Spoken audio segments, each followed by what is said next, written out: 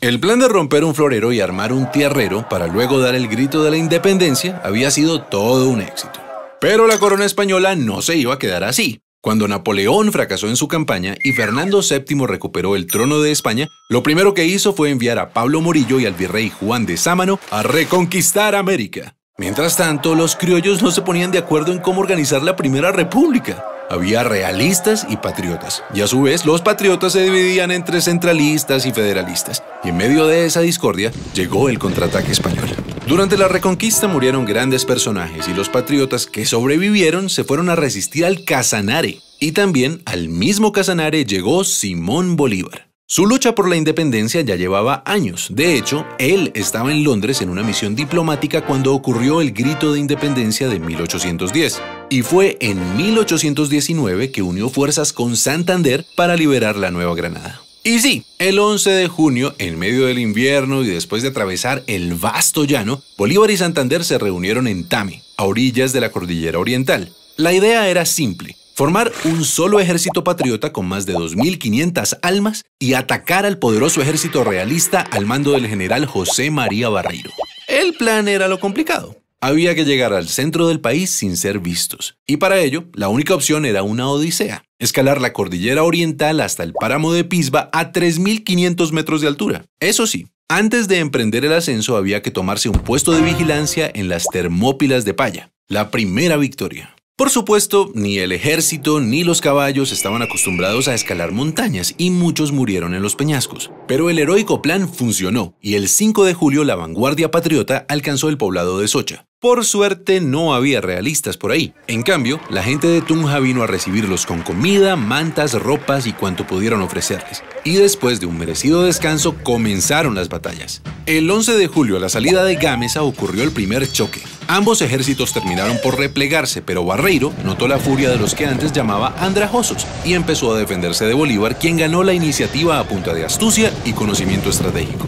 Los patriotas avanzaron en Tasco, Beteitiva y Serinza. Cuando Barreiro vio que llegaban patriotas por el valle de Duitama, se sintió rodeado y el 17 de julio abandonó su cuartel en Tópaga para ir a pertrecharse en Paipa y tratar de prender alarmas en Santa Fe. La iniciativa estaba del lado de los patriotas, y en la madrugada del 25 de julio, un día después del cumpleaños de Bolívar, el ejército patriota decidió lanzar el siguiente ataque.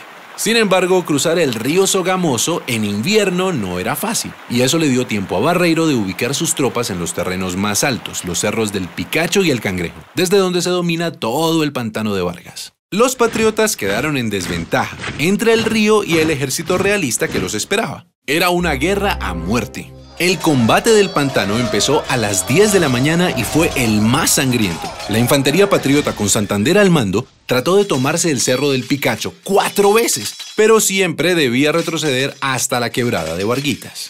Al ver a su enemigo debilitado, Barreiro clavó la bandera española en el cerro y gritó: ¡Viva España! ¡Viva el rey de España! Y se lanzó a toda carga contra los patriotas. Bolívar dijo: se nos vino la caballería encima y se nos perdió la batalla. En esas apareció el coronel Juan José Rondón, un intrépido llanero seguido de 14 jinetes, y le dijo a Bolívar: mi general, ¿cómo vamos a perder si nosotros no hemos peleado? Y pidió una última oportunidad de atacar. Bolívar contestó: coronel Rondón, salve a usted la patria. Al oír eso, Rondón y sus hombres se transformaron en centauros y se lanzaron contra el escuadrón realista. Y esos 14 jinetes cambiaron el rumbo de la batalla decisiva en la campaña libertadora. Barreiro comprendió que estaba en desventaja y comenzó a retroceder por Sogamoso hacia Santa Fe. Pero Bolívar sabía que los realistas querían unir fuerzas con el virrey Sámano, así que en medio de la noche, sin prender ni una lumbre, partió hacia Tunja con la intención de cortarles el paso. Y llegó la mañana del 7 de agosto de 1819. Desde el Alto de San Lázaro, en Tunja, Bolívar y el jefe del Estado Mayor habían observado los movimientos del ejército realista. Bolívar se adelantó hasta el puente de Boyacá. Gracias a eso logró ubicarse mejor y esta vez dividió en dos a los realistas, que habían dejado una brecha entre el grueso del ejército y la vanguardia. A las 2 de la tarde, el desprevenido jefe de la vanguardia realista pensó que era un buen momento para almorzar, cuando por su espalda vio llegar a los primeros jinetes patriotas. Al principio creyó que era solo un puñado y quiso perseguirlos, pero pronto quedó asombrado. Entre la niebla vio aparecer la tropa patriota en formación de combate.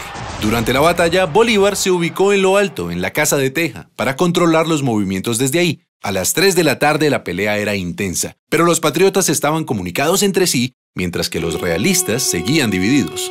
El general Santander hizo retroceder a la vanguardia realista hasta el otro lado del puente de Boyacá, donde los patriotas los esperaban. Y aunque el grueso del ejército de Barreiro atacó, otra vez Rondón y sus lanceros embistieron sin miedo, de frente y por el centro. La victoria fue rápida y contundente. Barreiro fue arrestado y el ejército realista se dio por vencido. Así, a las 4 de la tarde del 7 de agosto de 1819 terminó la batalla, y con ella una travesía que abrió las puertas a la independencia de todo un continente. Celebremos la batalla de Boyacá recordando a todos aquellos hombres y mujeres que lucharon por nuestra libertad.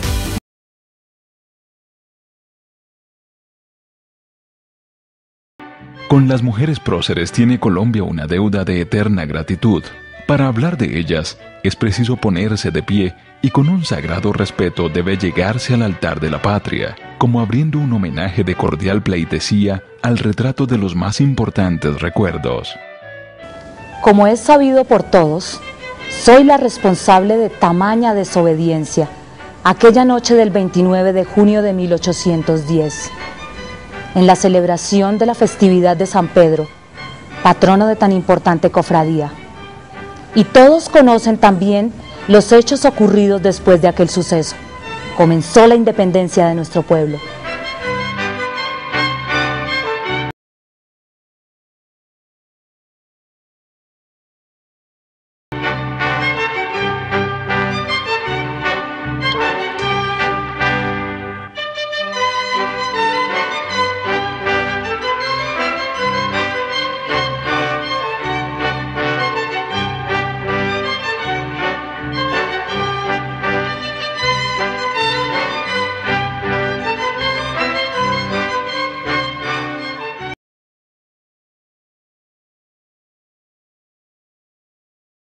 Que en reguero de sangre bañaron los campos del suelo colombiano y ofrendaron sus vidas y las de sus hijos por la libertad.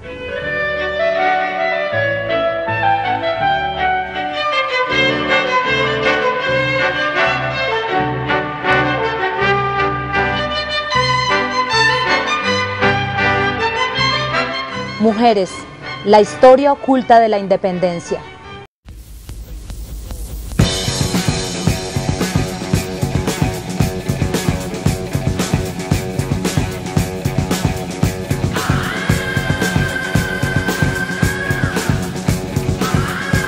Nos están matando y no nos hemos querido dar cuenta. La eliminación es sistemática y organizada. En silencio se van yendo uno por uno y ya el número casi ronda los 300 asesinados. En este país asesinan a un líder social cada 3 días, pero esa cifra no revela la inhumanidad del caso. El miedo que teníamos ante el resultado de unas elecciones decisorias se está materializando en hechos atenuantes. Colombia entierra cientos de líderes sociales. Cientos de personas que soñaban con un país mejor.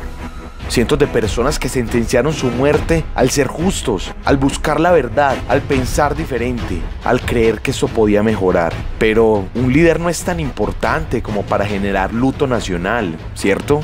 Al parecer, la muerte de 300 tampoco.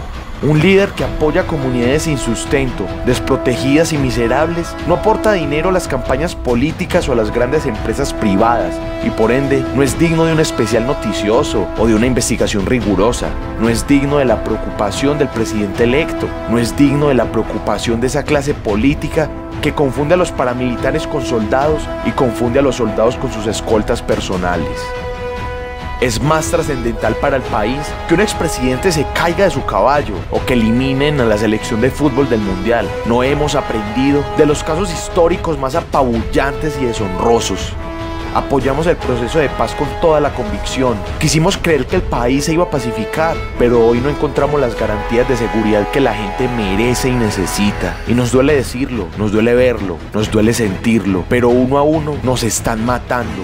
¿Quién los protegía? ¿Quién los debía cuidar? ¿Quién debía cerciorarse de su seguridad? Pero sobre todo, ¿quién nos está asesinando? ¿Serán los mismos de siempre? ¿Esos que tienen tanto poder que ponen presidentes? ¿Esos a los que el Estado les financia escoltas por miles de millones anuales? Este es un mensaje para decir que ellos no están solos, y que aunque los quisieron callar, aún están luchando por el país. Pero entonces hagamos sentir nuestra compañía, ni un líder social menos. Esto es por la vida de los que quisieron un cambio.